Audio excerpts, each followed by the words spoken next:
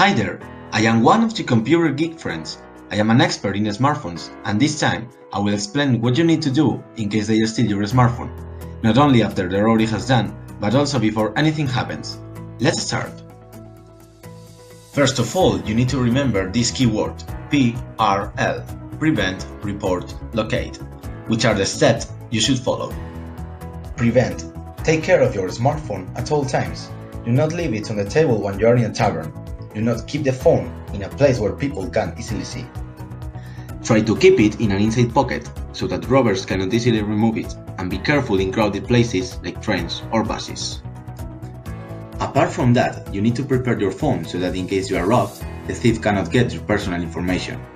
For that, it's highly important that you use a pattern or a secret passcode to unlock your phone. It is easy, and all smartphones have it.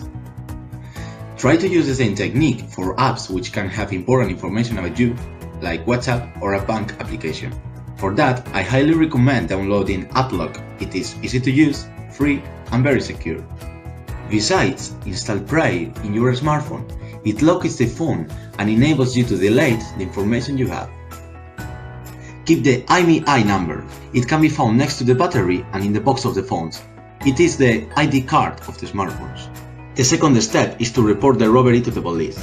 It is recommendable to give them the IMEI number. The third step comes when we have our mobile phone robbed. As we previously said, we can use Prey to locate it. Use another device, such as your computer, to locate a smartphone using your Prey account. In case it is impossible for you to recover it, delete all the information on the phone and try to inform the police. I hope it has been useful for you. Thanks for watching it, and see you in the next video.